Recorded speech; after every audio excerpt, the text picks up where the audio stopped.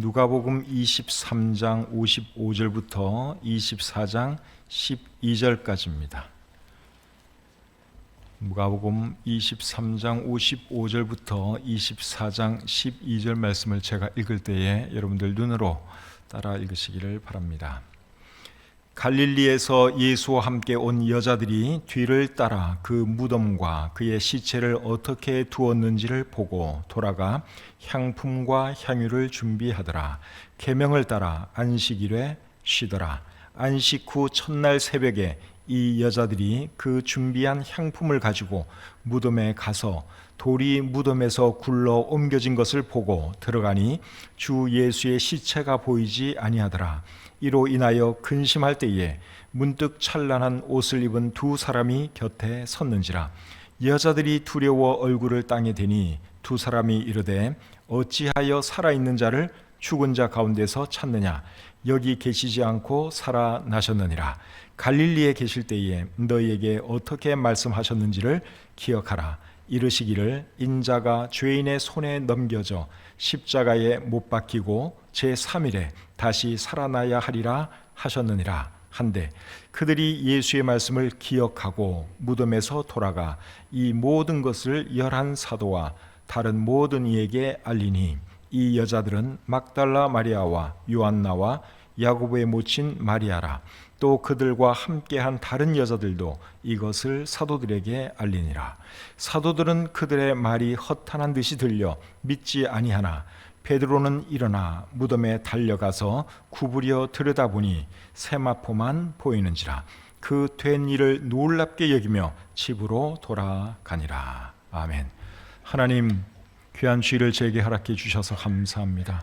예배 자리로 저희들 불러주시고 하나님을 예배하게 해주시니 감사합니다. 온 마음을 다하여 예배하는 이 시간 되도록 하나님 역사해 주시옵소서. 우리 중에 아직 주님 알지 못하는 분 계시면 꼭 이 말씀을 듣고 예수님이 부활하신 하나님이라고 하는 것을 알게 하시고 믿게 하셔서 구원에 이르도록 주님 역사해 주시옵소서. 가정에서 예배드리고 있는 우리 모든 성도님들 하나님 한 분 한 분 붙들어 주시고 또 집중해서 예배 잘 드리도록 도와주시옵소서. 모든 시종을 주님께 의탁하오며 예수님의 이름으로 기도드립니다. 아멘. 자리에 앉겠습니다. 오늘은 누가복음 23장 55절부터 24장 12절까지의 말씀을 본문으로 해서 사라진 시신과 빈 무덤의 진실, 이런 제목으로 말씀드리기를 원합니다. 오늘 읽은 이 본문은 예수님의 부활에 대한 말씀입니다. 예수님의 부활은 예수님의 죽음과 함께 성경에 기록된 사건들 중에서 제일 중요한 사건이라고 할 수 있습니다. 예수님이 다시 살아나지 않으셨다면 예수님이 하나님이라는 것도 거짓말이고 예수님이 모든 사람의 죄를 위해서 돌아가셨다는 말도 거짓말입니다. 그런데 예수님은 다시 살아나셨기 때문에 예수님이 하나님인 것이 맞고 예수님이 모든 사람을 위해서 돌아가신 것이 맞습니다. 이런 이유 때문에 예수님의 부활은 예수님의 죽음과 함께 성경에서 가장 중요한 사건이다, 그렇게 말할 수 있습니다.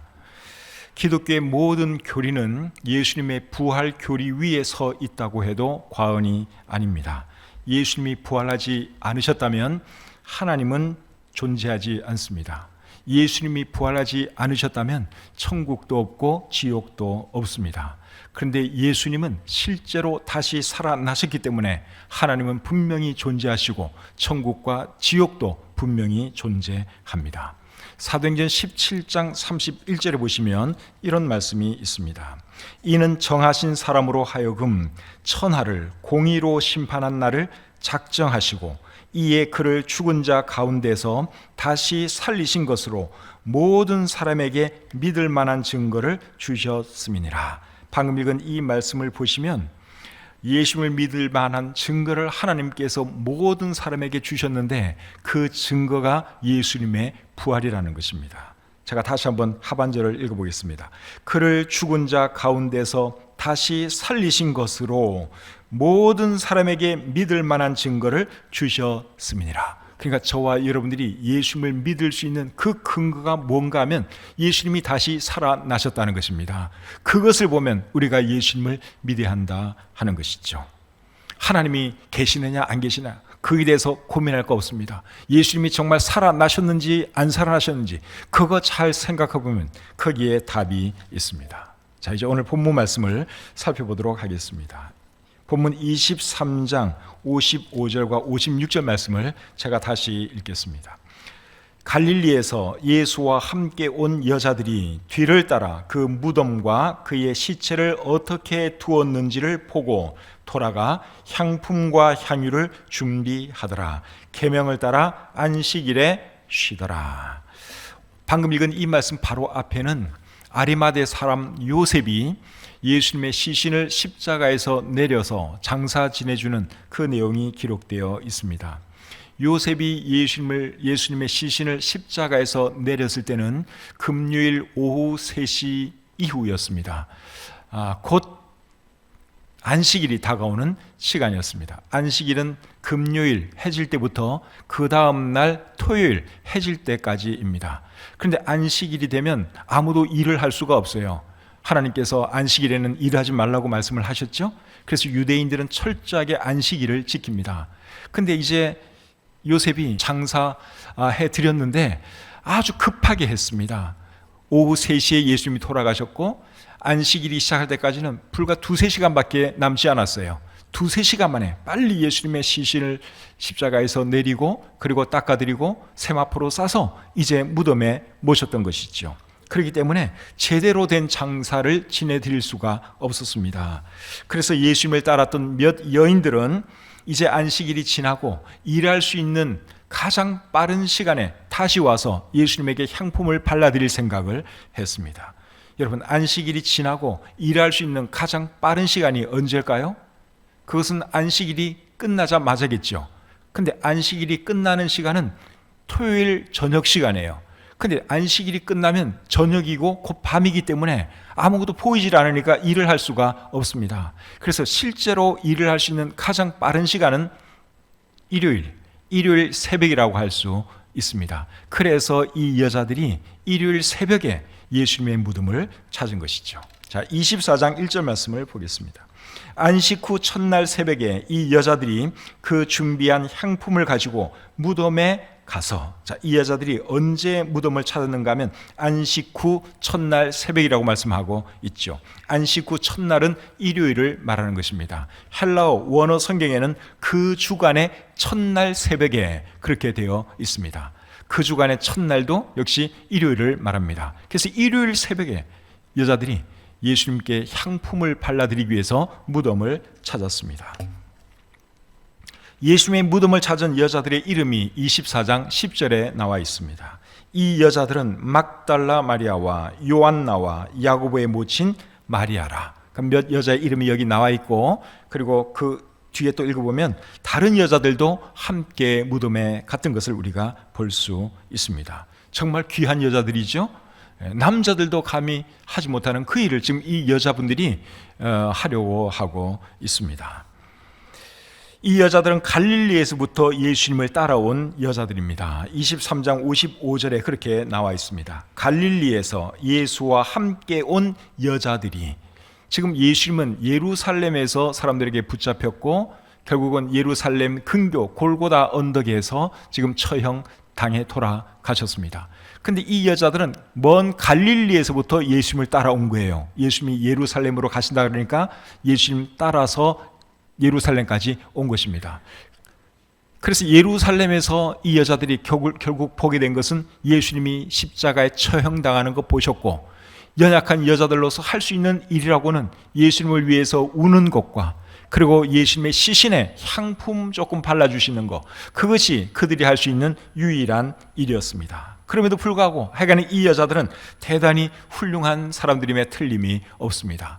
그런데 여러분, 이 여자들과 대조되는 또 다른 한 여자가 제 머릿속에 생각이 납니다. 누군가 하면 나사로의 여동생 마리아입니다. 마리아가 예수님에게 향유를 발라드린 거 여러분 다 알고 계시죠? 향유를 부어드렸어요. 예수님이 십자가에 달리기 며칠 전에 마리아가 그런 일을 했습니다. 그런데 마리아가 예수님에게 부어드린 그 향유는 무슨 향유였는가 하면 예수님께서 돌아가시면 예수님에게 발라드릴 향유였습니다. 요한복음 12장 7절에 그것을 말해주고 있습니다. 표준 세번역 성경으로 제가 읽어드리겠습니다. 예수께서 말씀하셨다. 그대로 두어라. 그는 나의 장례날에 쓰려고 간직한 것을 쓴 것이다. 마리아가 예수님에게 향유를 부어드렸는데 그 향유는 무엇을 위한 향유였느냐? 예수님을 장사 지내주기 위한 향유였다 하는 것입니다. 유대인들은 사람이 죽으면 그 시신에 향유를 발라줍니다. 향품을 발라줍니다. 그래서 이 마리아가 이제 예감을 한 것이죠. 예수님께서 또 하신 말씀도 있고 해서 저 예수님이 언젠가는 돌아가시겠구나. 그럼 내가 저 예수님을 위해서 무슨 일을 좀 할 수 있을까 생각하다가 향유를 모은 거죠. 그 귀한 향유를 이제 예수님께서 오셨을 때 예수님께 부어 드린 것입니다. 여러분 생각에는 마리아와 그리고 오늘 이 본문에 나오는 여자들 두 쪽 중에서 어느 쪽이 향유를 더 보람있게 사용한 것 같습니까? 제가 볼 때는 마리아입니다. 왜 마리아가 향유를 더 보람있게 사용했는가 하면 마리아는 예수님이 살아계실 때 그 향유를 사용했기 때문에 그렇습니다. 사람들은 보통 죽은 사람에게 굉장히 후합니다. 사람이 살아있을 때는 야박하게 하다가도 사람이 죽으면 굉장히 후하게 잘 대해주죠. 살았을 때는 꽃 한 송이 안 주다가도 죽으면 꽃을 많이 보내잖아요.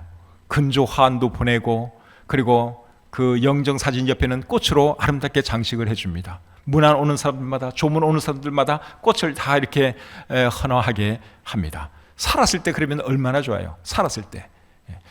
여러분들은 저한테는 죽었을 때 꽃 안 가져도 되니까 살았을 때 주세요. 살았을 때 미리 주시기를 바랍니다.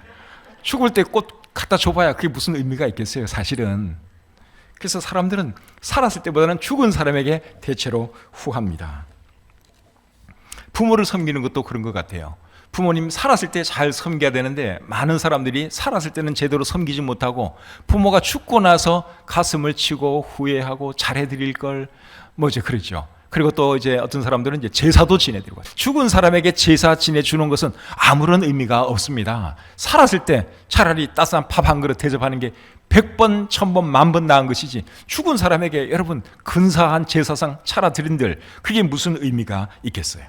근데 우리 주님을 위한 봉사도 사실은 그렇다는 것입니다.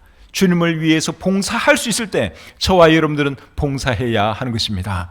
하나님께서 우리에게 봉사할 기회를 주시고 또 나에게 주님을 위해서 봉사할 수 있는 능력이 있을 때 우리가 주님을 위해서 봉사해야 하는 것입니다.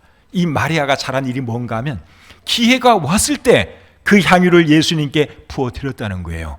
그러니까 살아계실 때 예수님께 그 향유를 부어드린 것이죠. 그래서 예수님께로부터 큰 칭찬을 받았고 복음이 전해지는 곳에는 이 여자의 한 일도 사람들에게 알게 될 것이다. 예수님이 그렇게 축복을 해 주셨죠. 그런데 오늘 이 본문에 나오는 여자들은 정말 귀한 일을 하려고 마음을 먹었어요. 그렇죠? 예수님의 제자들도 감히 생각하지 못하는 일을 이 여인들이 예수님에게 해주겠다고 예수님의 시신에게 향유 향품 발라주겠다고 그 이른 새벽에 예수님의 무덤을 찾았는데 결국 그렇게 할 수 있었습니까? 할 수 없었습니까? 못했죠? 예수님이 부활하셨기 때문에 그들은 하고 싶어도 그들이 하기 원했던 그 일을 할 수가 없었습니다. 그래서 여러분 봉사도 그렇고 헌신도 그렇고 항상 기회 있을 때 해야 한다 하는 것입니다. 기회 놓치면 하고 싶어도 못해요. 그러니까 여러분 나에게 기회가 주어졌을 때 그리고 나에게 어떤 능력이 있을 때 주님을 위해서 뭐라도 해야 한다 하는 것입니다. 자, 2절 3절 말씀 계속 보겠습니다. 돌이 무덤에서 굴려 옮겨진 것을 보고 들어가니 주 예수의 시체가 보이지 아니하더라. 여자들이 이른 새벽에 무덤을 찾았는데 무덤에 와 보니 어떤 일이 일어났습니까? 무덤 문은 활짝 열려 있고 돌은 온데간데 없이 굴러져 있고 그리고 그 안에 있어야 할 시신이 보이지를 않는 것입니다. 여러분 도대체 무슨 일이 일어난 걸까요? 그에 대한 답은 그 다음 절에 나와 있습니다. 4절부터 6절 계속 보겠습니다. 이로 인하여 근심할 때에 문득 찬란한 옷을 입은 두 사람이 곁에 섰는지라. 여자들이 두려워 얼굴을 땅에 대니 두 사람이 이르되 어찌하여 살아있는 자를 죽은 자 가운데서 찾느냐? 여기 계시지 않고 살아나셨느니라. 예수님은 살아나셨습니다. 찬란한 옷을 입은 두 사람이 예수님께서 살아나신 그 사실을 여자들에게 알려주었는데, 여기 나오는 이 두 사람은 사람이 아니라 사실은 천사입니다. 그리고 찬란한 옷을 입고 있었다 그랬는데, 찬란한 옷은 눈부신 옷, 빛나는 옷, 그러한 뜻입니다. 옷에서 광채가 났다, 그 말입니다. 천사들이 돌문을 여는 그 광경은 마태복음 28장 2절부터 4절에 잘 기록이 되어 있습니다. 읽어드리겠습니다. 큰 지진이 나며 주의 천사가 하늘로부터 내려와 돌을 굴려내고 그 위에 앉았는데, 그 형상이 번개 같고 그 옷은 눈같이 희건을 지키던 자들이 그를 무서워하여 떨며 죽은 사람과 같이 되었더라. 천사들이 돌을 굴려내고, 그리고 참 예수님이 부활하시는 그 광경을, 그 무덤을 지키던 군인들이 보았습니다. 그런데 나중에 이 사람들이 딴소리를 해요. 천사가 그렇게 하는 것을 보고 여기 4절에 보니까 그를 무서워하며 떨며 죽은 사람과 같이 되었다, 그렇게 말을 하고 있는데, 나중에는 사람들 만나서는 이 사람들이 딴소리를 해요. 무슨 소리를 하느냐? 예수님의 제자들이 우리가 자고 있는 동안에 와서 예수님의 시신을 훔쳐갔다, 아주 그런 소리를 하기 시작합니다. 그 말씀이 마태복음 28장 12절부터 15절에 기록이 되어 있습니다. 그들이 장로들과 함께 모여 의논하고 군인들에게 돈을 많이 주며 이르되, 너희는 말하기를 그의 제자들이 밤에 와서 우리가 잘 때에 그를 도둑질하여 갔다 하라. 만일 이 말이 총독에게 들리면 우리가 권하여 너희로 근심하지 않게 하리라 하니, 군인들이 돈을 받고 가르친 대로 하였으니 이 말이 오늘날까지 유대인 가운데 두루 퍼지니라. 그래서 예수님의 그 시신이 없어진 사실에 대해서 어떤 소문이 돌기 시작했는가 하면, 예수님의 제자들이 밤중에 와서 시신을 훔쳐갔다, 그런 소문이 퍼지기 시작했습니다. 근데 그 소문을 낸 사람들은 군인들이었어요. 사실은 자기들은 다 보았으면서 돈을 받았기 때문에 이제 그렇게 헛소문을 퍼뜨리기 시작한 것이죠. 근데 그 말이 사실이 아닌 것은 조금만 생각해 보면 금방 알 수 있습니다. 군인들이 잠을 잤다고 했는데, 여러분, 잠을 자는 사람들이 제자들이 훔쳐갔는지 다른 사람들이 훔쳐갔는지 그걸 어떻게 압니까? 그렇죠? 자기는 잠을 자고 있어 그랬거든요. 잠을 자고 있었는데 제자들이 와서 훔쳐갔다. 말이 틀리잖아요. 말이 맞지가 않잖아요. 자고 있었으면 누가 훔쳐갔는지 모르는 게 이게 맞는 거죠. 그리고 제자들이 훔쳐가는 것을 보았으면 훔쳐가지 못하도록 할 수 있었는데 그들은 아무런 조치도 취하지 않았다는 것입니다. 그리고 설령 제자들이든 또 누구든 그 예수님의 시신을 훔쳐갔다면 그냥 급하게 시신을 통째로 훔쳐갔을 텐데, 그 시신을 감싸던 세마포는 그 자리에 그대로 있었거든요. 오늘 본문 12절에 그 세마포가 그 자리에 있었다고 여기 기록되어 있습니다. 시신을 훔쳐가는 사람들이 그 세마포를 다 풀고 시신만 싹 빼가지 않죠? 이런 모든 것들이 정황상 그들의 말이 사실이 아닌 것을 알 수 있습니다. 그리고 제자들이 예수님의 시신을 훔쳐갔다면 어딘가에 분명히 예수님의 시신이 있어야 되는데 그 시신이 발견되지 않았다는 사실이에요. 이 모든 것을 볼 때 예수님의 시신을 누가 훔쳐갔다, 제자들이 훔쳐갔다, 그런 말들은 이들이 지어낸 말이다 하는 것을 우리가 알 수 있습니다. 그렇다면 사라진 시신과 빈 무덤은 어떻게 우리가 설명할 수 있겠어요? 사라진 시신과 빈 무덤의 진실이 무엇이겠습니까? 그것은 천사들이 여자들에게 말해준 것처럼 예수님이 다시 살아나신 것입니다. 예수님이 살아나신 것을 어떻게 알 수 있을까요? 많은 사람들이 예수님의 부활을 믿지 않는데 잘 생각해 보면 이것도 알 수 있습니다. 예수님이 다시 살아나신 것을 어떻게 알 수 있느냐? 제자들의 변화된 삶을 보면 알 수 있습니다. 예수님이 십자가에 달려 돌아가셨을 때 예수님의 제자들은 겁을 집어먹고 다 도망갔습니다. 우리도 예수님처럼 십자가에 달려 죽을 수도 있겠다 생각해서 다 도망갔어요. 그런데 그들이 어느 순간부터 사람들 앞에 나타나서 담대하게 예수님이 부활하셨다고 증거하기 시작했습니다. 무엇이 그들로 하여금 그렇게 담대한 전도자들로 되게 만들었을까요? 그들이 예수님의 부활을 목격한 것입니다. 부활하신 주님을 그들이 직접 만난 것입니다. 예수님의 제자들은 복음을 위해서 한평생 고난당하는 삶을 살다가 사도 요한 한 사람 빼고는 다 순교당했습니다. 그런 것만 보아도 예수님의 부활은 사실이다 하는 것을 우리가 알 수 있죠. 제자들이 여러분 잘 먹고 잘 살기 위해서 거짓말했다면 우리가 혹시 그럴 수도 있겠다 생각할 수 있어요. 오늘날 어떤 이단들처럼 자기가 잘 먹고 잘 살기 위해서 자기가 하나님이라니 메시아라니 이런 거는 있을 수 있어요. 자기를 위해서. 그런데 예수님의 제자들은 부활의 복음을 증거하느라고 잘 먹고 잘 산 것이 아닙니다. 한결같이 고난당했고 한결같이 핍박받았고 그리고 다 순교당해 죽었다고 하는 사실이에요. 죽음으로써 자신들의 말이 진실이었다고 하는 것을 그들은 보여주었습니다.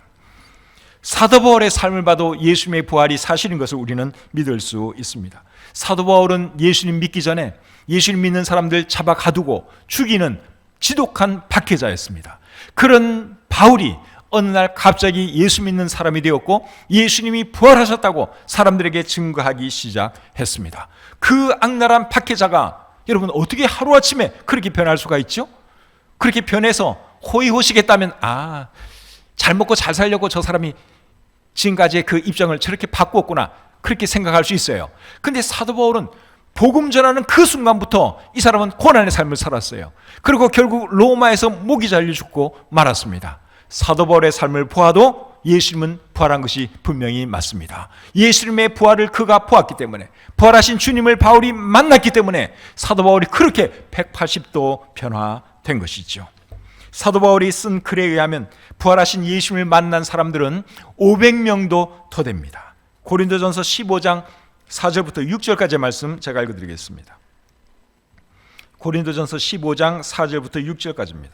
장사 지낸 바 되셨다가 성경대로 사흘 만에 다시 살아나사 게바에게 보이시고 후에 12 제자에게와 그 후에 500여 형제에게 일시에 보이셨나니 그 중에 지금까지 대다수는 살아있고 어떤 사람은 잠들었으며 그 후에 야곱에게 보이셨으며 그 후에 모든 사도에게와 맨 나중에 만삭되지 못하여서 난 자 같은 내게도 보이셨느니라. 여기 보니까 500명도 더 되는 사람들이 부활하신 주님을 만났다 그렇게 말씀하고 있죠. 이 말이 사실이 아니라면 사도 바울이 절대로 이렇게 쓸 수가 없습니다. 그들 중에 상당수는 지금도 살아있다고 그렇게 사도 바울이 말을 했는데 사실이 아니라면 그 말을 할 수가 없지요. 사실이기 때문에 예수님의 부활을 목격한 사람들이 그 글을 쓸 때 실제로 많이 살아있었기 때문에 바울이 이런 말을 할 수 있었던 것입니다. 여러분 중에 아직 예수님을 믿지 않고 있는 분, 예수님의 부활을 믿지 않고 있는 분이 계시면 여러분도 예수님을 믿으시기를 바랍니다. 여러분이 직접 눈으로 보지 못했지만 여러분들이 성경을 통해서 얼마든지 부활하신 주님을 만날 수 있고 예수님을 믿을 수 있습니다. 요한복음 20장 29절에서 예수님이 의심 많은 도마에게 이렇게 말을 했습니다. 너는 나를 본고로 믿느냐? 보지 못하고 믿는 자들은 복되도다. 예수님을 만나고 믿는 것도 복된 사람이지만 예수님을 보지 못하고 부활하신 주님을 만나지 못하고 믿는 사람은 더 복된 사람이라고 우리 주님이 말씀을 하셨습니다. 성경을 통해서 오늘날도 얼마든지 부활하신 주님을 우리가 만날 수 있고 예수님을 믿을 수 있습니다. 예수님에 대해서는 두 가지를 믿어야 됩니다. 첫째는 예수님이 나를 위해서 십자가에서 피 흘려 돌아가셨다. 내 죄를 위해서 예수님이 돌아가셨다 하는 그것을 믿어야 하고, 두 번째는 예수님은 돌아가신 지 3일 만에 다시 살아나셨다 하는 이 사실을 믿어야 합니다. 그 사실을 진심으로 믿고 받아들일 때 사람은 구원받을 수 있습니다. 이 두 가지 사실을 잘 말해주는 성경 구절이 로마서 4장 25절입니다. 우리 같이 한번 읽어볼까요? 시작. 예수는 우리가 범죄한 것 때문에 내줌이 되고 또한 우리를 의롭다 하시기 위하여 살아나셨느니라. 방금 읽은 이 말씀이 예수님에 대해서 두 가지 사실을 말해주고 있어요. 첫째는 우리의 범죄함 때문에 예수님이 십자가에 내어줌이 되었다, 그것을 말하고 있고, 그 다음에 두 번째는 우리를 의롭다 하시기 위해서, 다시 말하면 우리를 하나님의 자녀로 삼아주시기 위해서 예수님이 다시 살아나셨다 하는 그 사실을 말씀하고 있습니다. 이 말씀을 아직 믿지 않고 있는 분이 한 분이라도 계신다면 여러분 꼭 이 말씀을 믿으시고 구원 받으시기를 바랍니다. 6절 하반절부터 8절 말씀 계속 보겠습니다. 6절 하반절부터 8절까지입니다. 갈릴리에 계실 때에 너희에게 어떻게 말씀하셨는지를 기억하라. 이르시기를 인자가 죄인의 손에 넘겨져 십자가에 못 박히고 제3일에 다시 살아나야 하리라 하셨느니라 한데 그들이 예수의 말씀을 기억하고, 두 천사가 여자들로 하여금 예수님의 부활을 믿도록 위해서 무엇을 했는가 하면 예수님께서 하신 말씀을 기억나게 해 주었습니다. 예수님은 자신이 죽임당하고 그리고 다시 살아나실 것에 대해서 여러 번 말씀을 하셨죠. 누가복음 9장 22절에도 나와 있고 누가복음 18장 32절과 33절에도 나와 있습니다. 예수님은 돌아가시기 전에 내가 어떻게 죽을 것인가 말씀을 해 주셨어요. 그리고 죽은 뒤 다시 살아날 것이다 하는 것을 말씀을 해 주셨어요. 그런데 이 여자들은 예수님께서 부활에 대해서 말씀을 해 주셨는데도 불구하고 그 사실을 까마득하게 잊고 있었습니다. 그러니까 무덤이 비어있는 것을 보고 예수님의 시신이 사라진 것을 보고 이 여자들이 당황하기 시작했어요. 근심하기 시작했어요. 도대체 누가 예수님의 시신을 가져갔을까? 도대체 이 무덤에 무슨 일이 일어났단 말인가? 그러면서 근심했다고 오늘 본문 4절에 말씀하고 있습니다. 그래서 여러분, 영적인 문제는 어디서부터 주로 시작되는가 하면 하나님 말씀을 기억하지 못할 때부터 시작됩니다. 하나님 말씀을 잊어버리면 여러분 영적인 문제가 생깁니다. 그래서 성경이 우리에게 계속 강조하는 것이 뭔가 하면 하나님 말씀을 읽으라는 것이죠. 하나님 말씀을 묵상하라는 것입니다. 하나님 말씀을 기억하라는 것이죠. 성령님께서 우리를 위해서 하시는 일 중에 중요한 일 중에 하나가 뭔가 하면 하나님의 말씀을 우리에게 기억나게 하는 것입니다. 요한복음 14장 26절에 보시면 이렇게 예수님이 말씀을 하십니다. 보혜사 곧 아버지께서 내 이름으로 보내실 성령, 그가 너희에게 모든 것을 가르치고 내가 너희에게 말한 모든 것을 생각나게 하리라. 성령님께서 우리에게 하신 일이 참 많지요. 우리를 위로해 주시기도 하고 격려해 주시기도 하고 구원의 확신을 주시기도 하고 많은 일들을 하시는데 그 중에 아주 중요한 일이 뭔가 하면 말씀을 생각나게 해주신다는 거예요. 그 일을 우리에게 성령님이 하고 계십니다. 그래서 저와 여러분들은 하나님의 말씀을 항상 잘 기억하며 사시기를 바랍니다. 이 여자들이 말씀을 기억을 못한 거예요. 분명히 예수님이 말씀하셨는데 까마득하게 잊고 있었습니다. 말씀을 잘 기억하려면 어떻게 해야 될까요? 말씀을 수시로 읽어야죠. 말씀을 묵상해야죠. 그리고 말씀을 실천해야 합니다. 여호수아 1장 8절에 이런 말씀이 기록되어 있습니다. 이 율법책을 내 입에서 떠나지 말게 하며 주야로 그것을 묵상하여 그 안에 기록된 대로 다 지켜 행하라. 그리하면 내 길이 평탄하게 될 것이며 내가 형통하리라. 자, 이거 보니까 율법책을 내 입에서 떠나지 말게 하라, 그렇게 말씀하고 있습니다. 늘 줄줄줄줄 읽고 외우고 그렇게 하라, 그 말씀이에요. 그리고 그것을 묵상하라 그랬고 또 지켜 행하라고 말씀하고 있습니다. 그렇게 하면 내 길이 평탄하게 될 것이고 형통하게 될 것이다, 그렇게 말씀하고 있습니다. 그래서 영적으로도 잘 되고 생활면에서도 잘 되는 비결이 뭔가 하면 하나님 말씀을 늘 생각하는 것입니다. 늘 그 말씀을 잊지 않고 기억하고 살아가는 것입니다. 그렇게 할 수 있는 저와 여러분들이 되시기를 우리 주님의 이름으로 축복합니다. 9절 말씀 계속 보겠습니다. 본문 9절입니다. 무덤에서 돌아가 이 모든 것을 11 사도와 다른 모든 이에게 알리니, 이 여자들이 이제 부활의 소식을 전해 들었어요. 천사들로부터 전해 들었어요. 그리고 나서는 한 일이 뭡니까? 예수님이 부활하신 그 사실을 사도들과 다른 사람들에게 알리기 시작했습니다. 저와 여러분이 예수님의 부활을 믿는다면 우리도 이런 일을 해야 할 줄 믿습니다. 아직도 부활을 믿지 않는 사람들이 너무나 많잖아요. 그 사실을 모르는 사람들이 너무 많아요. 우리가 예수님의 부활을 믿는다면 그들에게 예수님 부활했다고, 예수님 믿어야 구원받는다고 우리가 전해야 하는 것입니다. 여자들이 예수님의 부활을 알려주었더니 사도들이 어떤 반응을 보였어요? 11절 12절 보겠습니다. 사도들은 그들의 말이 헛하는 듯이 들려 믿지 아니하나 베드로는 일어나 무덤에 달려가서 구부려 들여다보니 세마포만 보이는지라 그 된 일을 놀랍게 여기며 집으로 돌아가니라. 자, 사도들이 어떤 반응을 보였습니까?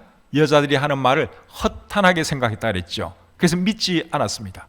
그 중에 한 사람 베드로만이 그래도 정말인가? 사실인가? 확인하기 위해서 무덤으로 달려갔다고 여기 말씀하고 있죠. 근데 나중에는 결국 모든 제자들이 다 예수님의 부활을 알게 되고 부활하신 주님을 만나게 되고 그리고 부활의 증인으로 살아가죠. 사도행전 1장 8절에 보시면 오직 성령이 너에게 임하시면 너희가 권능을 받고 예루살렘과 온 유대와 사마리아와 땅끝까지 이르러 내 증인이 되리라, 그렇게 말씀을 하셨는데 여기서 말하는 증인이 부활의 증인을 말하는 것입니다. 부활의 증인이 되어라, 그러한 말씀이죠. 이 말씀은 저와 여러분들에게도 해당되는 말씀인데 사실 저와 여러분들은 직접 예수님의 부활을 목격한 그런 증인은 아닙니다. 그렇죠? 직접 우리가 본 사실은 없어요. 그럼에도 불구하고 저와 여러분들이 예수님의 부활의 증인인 이유는 우리 안에 계시는 성령님께서 부활의 증인이기 때문에 그렇습니다. 사도행전 5장 32절에 이렇게 기록되어 있습니다. 이 말씀 굉장히 중요한 말씀이에요. 우리는 이 일의 증인이요 하나님이 자기에게 순종하는 사람들에게 주신 성령도 그러하니라. 그 사도들의 말인데요, 우리는 이 일의 증인이라 그랬어요. 이건 맞는 말이죠. 그럼 직접 본 사람들이에요. 그리고 또 뭐라 했는가 하면 성령도 그러하다 그랬습니다. 우리 안에는 성령님이 계시죠. 예수를 믿는 사람들 마음속에는 성령님이 계십니다. 우리 안에 계시는 성령님이 부활의 증인이세요. 저와 여러분 어떻게 그렇게 쉽게 그 부활을 믿게 된 줄 아십니까? 성령님께서 가르쳐 주셨기 때문에 우리가 믿는 거예요. 우리는 못 봤죠. 저도 못 봤어요. 근데 100% 믿거든요.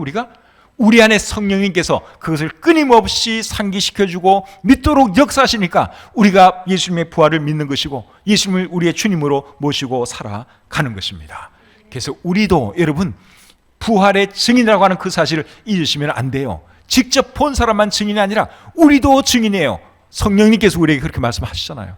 그래서 우리도 증인이다 하는 이 사실을 꼭 기억하시고 제자들처럼 이 여인들처럼 예수님의 부활의 증인으로 살아가시는 저와 여러분들이 다 되시기를 우리 주님의 이름으로 축복합니다. 기도하겠습니다. 은혜와 사랑이 많으신 하나님, 귀한 주일을 허락해 주시고 하나님께 예배할 수 있게 해주신 것 감사합니다. 부족한 사람이 하나님의 말씀을 전했습니다. 오늘 이 말씀이 우리 마음속에 깊이 자리 잡게 하시고 참 부활하신 그 주님을 더 사랑하고 주님을 위해서 더 열심히 충성 봉사하는 우리 모두가 되게 해 주시옵소서.